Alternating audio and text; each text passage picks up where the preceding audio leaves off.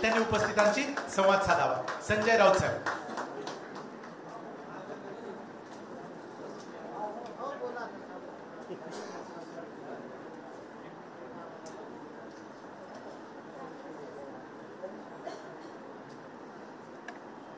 शिवसेनेचे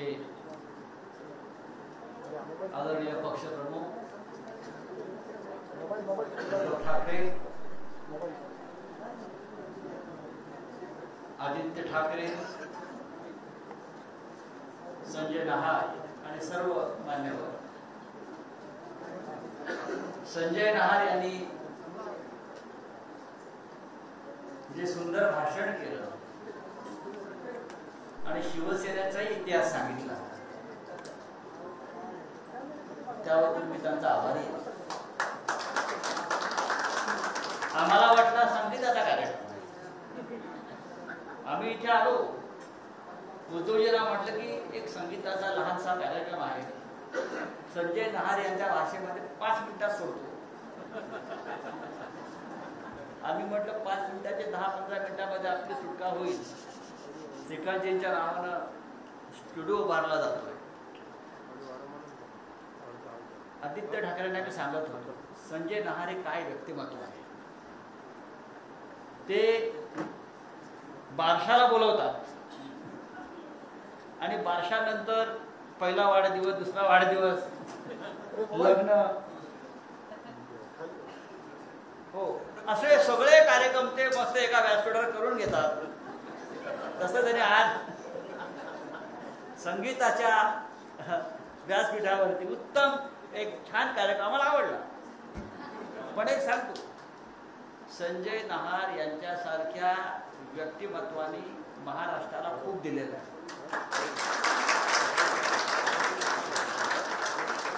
धडपड काय, साने गुरुजींची धडपडणारी मुलं काय असतील तर युवराज शामी बरोबर सांगत असेल तर संजय नहार.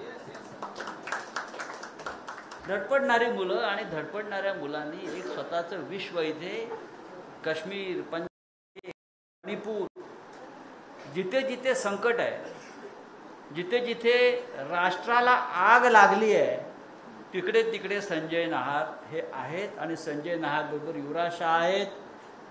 ते सगळे ती मगाशी तुम्ही जे नावं घेतलीत बंडखोरांची, हे जर स्वातंत्र्याच्या पूर्वी असते तर भगतसिंगांबरोबर यांची नावं आली असते. हे असे लोक आहेत आदित्य. हे जर 1948च्या आधी जन्माला आले असते, हे सगळे ही मगाशी नावं घेतली ते, तर राजगुरू, सुखदेव, भगतसिंग ह्यांच्याबरोबर ही सगळी नावं मगाशी, सगळे क्रांतिकारक आहेत हे लोक, सगळे बंडखोर आहेत हे लोक. आणि त्यांच्याबरोबर बराच काळ मी सुद्धा काम करत होतो. त्याच्या अनेक कार्यामध्ये मला त्याचा सहभागी होता आला. आज मुख्य कार्यक्रम हा आहे. जसं घडलं तसं, त्यापेक्षा श्रीकांत ठाकरे ही एक असं व्यक्तिमत्व या महाराष्ट्राला लाभलं. त्यांच्याकडे कोणती कला नव्हती. जसे हिंदुहृदय सम्राट, शिवसेना प्रमुख बाळासाहेब ठाकरे हे व्यंगचित्रकार, बरं का, वक्ते, संपादक, असे सगळ्या बाबतीत अग्रेसर होते. श्रीकांत ठाकरे हे उत्तम व्यंगचित्रकार, श्रीकांत ठाकरे हे उत्तम सिनेसमीक्षक, लेखक, फरडे बोलण्यापेक्षा तोंडफाट वक्ते, उत्तम संपादक.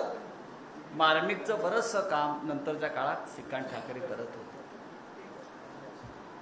आणि त्यांचा आणि माझा फार जवळचा स्नेह होता. सगळा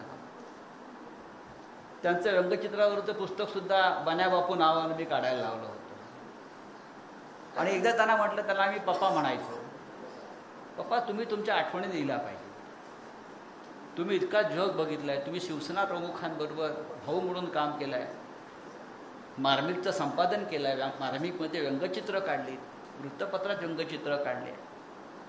त्या आंदोलनामध्ये बाळासाहेब ठाकरे तुरुंगात असताना त्यांच्या पाठीमागे, पडद्यामागे सगळी कामं मार्मिक काढण्यापासून कुटुंब सांभाळण्यापर्यंत त्या काळात हे श्रीकांत ठाकरे करत होते. ती एक राम लक्ष्मणाची जोडी होती असं आम्ही म्हणायचो. जेव्हा त्यांना म्हटलं तुम्ही हे करा, लिहा, तर त्यात त्याने उल्लेख केलेला आहे. मी आता मगाशी पाहिला आणि मी विसरलो होतो की या पुस्तकाच्या निर्मितीत माझं पण थोडं योगदान आहे. का रोज सकाळी अनेक वर्ष मी त्यांच्याकडे जात होतो 9 वाजता आणि त्यांना अक्षरशः हातात पॅड घेऊन आम्ही बसायचो आणि त्यांच्या आठवणी उतरवायचो आणि मग मी ह्यांच्याकडे पाठवायचो. मग हे पुस्तक काढायचं कोणी? तुमचं पुस्तक काढायचं कोणी? इतकं सुंदर पुस्तक आपल्याला काढायचं आहे.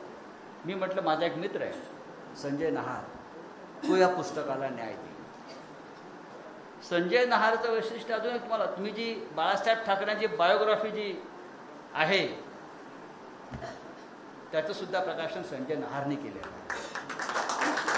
राज ठाकरेंनी मला विचारलं, संजय पुस्तक आपण काढतो तयार करत आहोत, पण हे पुस्तक पुढे नेण्यासाठी एक प्रकाशक, एक उत्तम वितरण व्यवस्था लागते, ते कोण करू शकेल? मी म्हटलं संजय नहार करू शकेल. हे असं संजय नहारचं आणि आमचं अनेक वर्षापासूनचं एक नातं आहे. त्याच्यामुळे संजय नहारने एखादी गोष्ट सांगावी आणि आम्ही त्यांना सांगावी आणि ती पुढे जावी, हे इतके वर्ष होत आले. श्रीकांत ठाकरे हा एक अवलिया माणूस होता, हे उद्धव ठाकरे जास्त सांगू शकतो. पण महाराष्ट्राच्या संगीताला, संगीत क्षेत्राला ते 50 वर्ष पुढे घेऊन जाण्याचं काम त्यांनी त्या काळामध्ये केलं. किमान तुम्ही त्यांचं प्रत्येक गाणं पहा. मी थोडं संगीतावरच सांगतो 2 मिनटं त्यांच्या. ते उत्तम व्हायोलिन वादक होते, उत्तम म्युझिक अरेंजर होते. बरं, त्यांनी वाजवलेली व्हायोलिन ऐकली आहे त्याला वाटेल मी गंधर्व सभेत बसलेलो, त्याला वाटेल मी गंधर्व सभेत बसलो. इतकं सुंदर व्हायोलिन, त्याचे सूर त्यांच्या व्हायोलिनमधून निघायचे. असा माणूस संगीतकार म्हणून त्यांनी फार कमी गाणी केली, कारण स्वभाव, सगळे ठाकरे जे आहेत हे हट्टी आहेत, हे हट्टी आहेत. तर अधिक उत्तम प्रकारे त्यांनी वेगळी कामं करू शकले असते, पण त्यांचे हट्ट फार आणि स्वाभिमान. श्रीकांतजींनी आता जे तुम्हाला मोठे मोठे गायक दिसत आहेत ना, या प्रत्येक गायकाचं पहिलं गाणं श्रीकांत ठाकरेंनी केलेलं. जयवंत दळवी, कविता कृष्णमूर्ती, हरिहरन, गोविंदाची आई निर्मला देवी, तिचं मराठीतली पहिली ठुमरी, बरं, ही श्रीकांत ठाकरेंनी केली.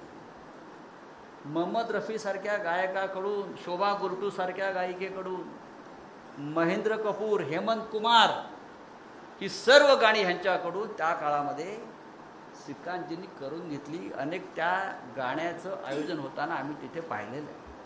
प्रचंड मेहनत ते गाण्यावर घ्यायची, शब्दांवर घ्यायची. आजही अनेकांना ती गाणी ऐकतात. शोधिशी मानवा राहुळी अंतरी, नांदतो देव हा आपुल्या अंतरी. लोकांना माहीत नाही गाणं कोणी केलं आहे. हे गाणं श्रीकांत ठाकरेंनी केलेलं गाणं आहे.